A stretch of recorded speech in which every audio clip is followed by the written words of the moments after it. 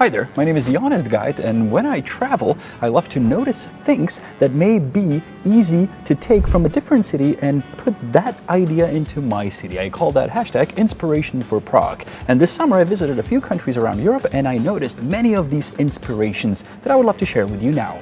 Because just maybe they may be good ideas for your city as well. Elb Philharmony in Hamburg. The city of Hamburg decided to invest a lot of money to build this beautiful new building in the Hafen city, in the harbor, and they did a really good job. I mean, not the city, but the architects who designed this, because it attracts a lot of people. The entry is free and you get to see not only the building from the outside, but also a beautiful view of the city of Hamburg. And why do I consider this inspiration for Prague? Because we're not going to have the Elb Philharmony, but the Vltava, which is the river that runs through Prague Philharmony. The design is already out there, designed by big architects, and I hope that very soon it will be there, because what I saw in Hamburg, what it does to the city, it only does good. So the underline, not only historical stuff, but also new architecture can be a magnet for people to visit your city.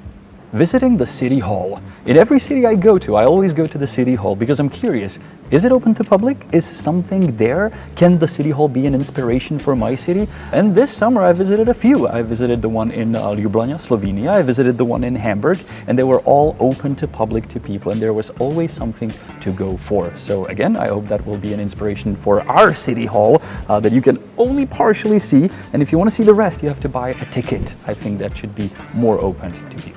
Sea bath in Denmark, Copenhagen. I've talked about this place multiple times on our channel because I absolutely love it. When I went to Denmark, I actually wanted to stay in a hotel really close by. It is basically a wooden pier that goes into the ocean or the sea, and you can take a dive and take a swim. And I absolutely love that place. And I wish there was such a place on the river in Prague. There are more places in Denmark where you can swim in the city, and many of them are just a nice architecture touch to the city that a lot of people enjoy and love. To go there, to visit, it's free. You don't have to pay. You just go, you take your towel, you take a shower before or after, whatever you want, and you take a swim. The cost to build it, in case of the Kastrup Sea Bath, it was 940,000 euros. That's very cheap for something so beautiful, loved by all the people, loved by a guy 1,000 kilometers away that's looking forward to take a swim there. How much is 1 million euros in the cost of, for example, Prague trams? Well, one Prague tram is 2.5 million euros. So for less than a half of that, we can have that. Talking to or communicating with tourists.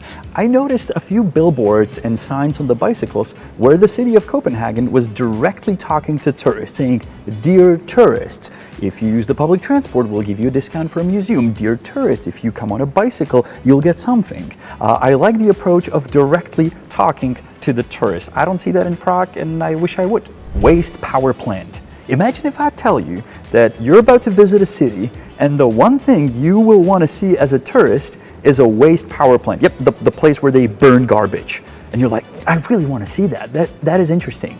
Well, you might just want to do that in Copenhagen because it looks like this. Built by big architects. It is called the Copenhill because it is actually, I kid you not, a ski slope that you can ski on. And also it is the world's tallest climbing tower. But again, to me, it is an inspiration where you can create an attraction, a tourist highlight in your city from literally anything. This is the place where people of Copenhagen dump their trash. And I was like, I really want to see that place. Wear sunscreen. How is that an inspiration from one city to another? Simply you walk into a coffee place and suddenly you realize you're in the direct sun and they hand you the menu and there's a little sunscreen attached to it. Or you go to another place and there's sunscreen attached to the pole. Or it's outside on the square. And you think about it and you're like, yes, it makes sense. You don't want the people in your city to have skin cancer. You want them to protect themselves. Just like on every subway stations here around Prague, we still have the disinfection for our hands. So maybe outside at certain locations, we can provide people with sunscreen.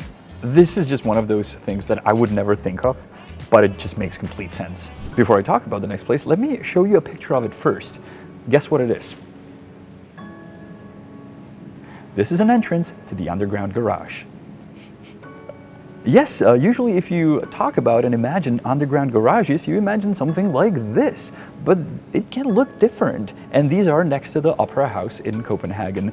They were recommended to me by my friend architect Adam, and he said, you gotta go check out the garages. And his recommendations are usually worth visiting, and this one definitely was.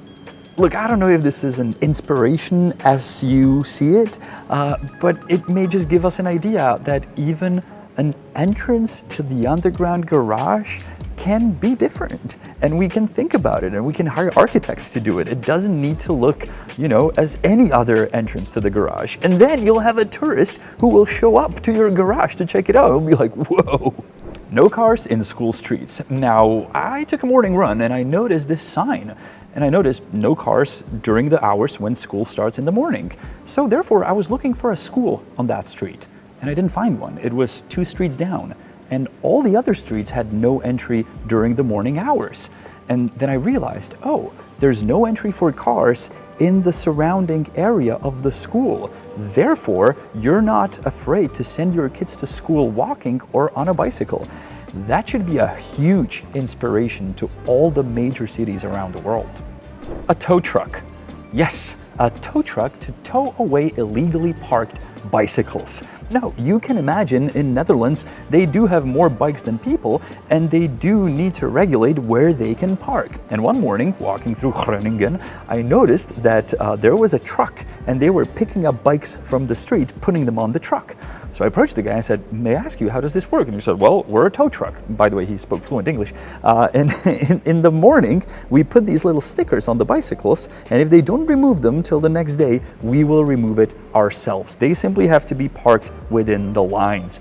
I absolutely loved it, and I immediately thought, wait, this is a huge inspiration for Prague. We have all these Lime scooters that are all around the city. Why doesn't the city pick them up with a tow truck and then charge 20 or 30 euros or whatever they are charging in Netherlands? Absolutely loved it. Huge inspiration for any city that is clogged with scooters.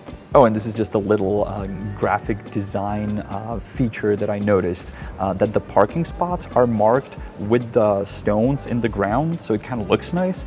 Unlike here in Prague, a UNESCO heritage protected site next to an old Gothical church, you just take a bucket with white paint and just paint it on the ground. Because they don't care.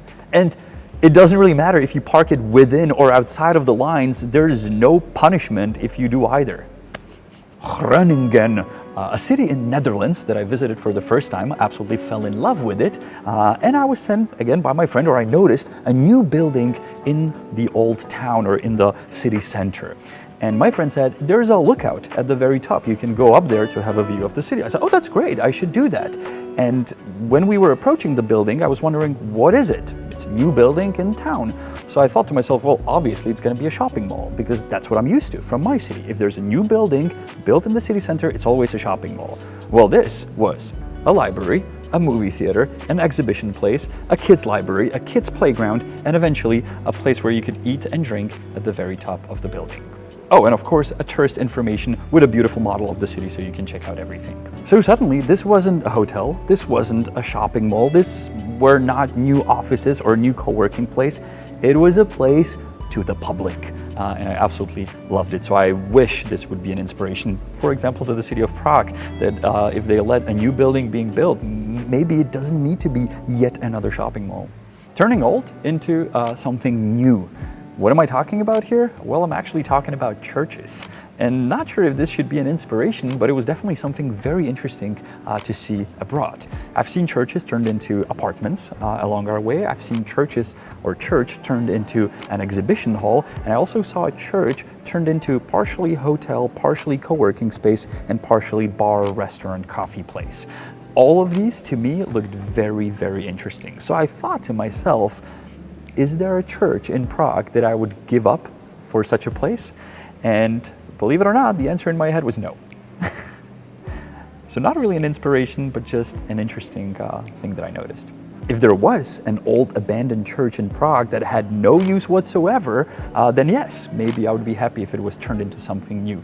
But I cannot think of any such church. The only one I can think of is turned into the Banksy exhibition that we showed you on one of the previous episodes, which has no use for locals. I'm sorry. A supermarket. well, where's an inspiration in supermarket? Yes, they have different goods, maybe better cheeses in the Netherlands, but also the supermarket is much different. Yes, this is your average neighborhood outside of a small city, yet for some reason they decided, let's hire some architects and let's make the supermarket actually look cool so people will enjoy shopping in it. And I absolutely loved it. Walking around, snapping pictures, it really felt good. That was the inspiration from Prague from my point of view. How about your point of view? The city you live in, I'm sure, can inspire other cities with something. So let us know in the comments. I am more than curious to read, hear, and see it. And I'll see you next week on another episode of The Honest Guide. Bye. An easy Czech word for you at the end to use while traveling to Czech, and that is how to say inspiration. And that would be inspirace. Inspirace is inspiration.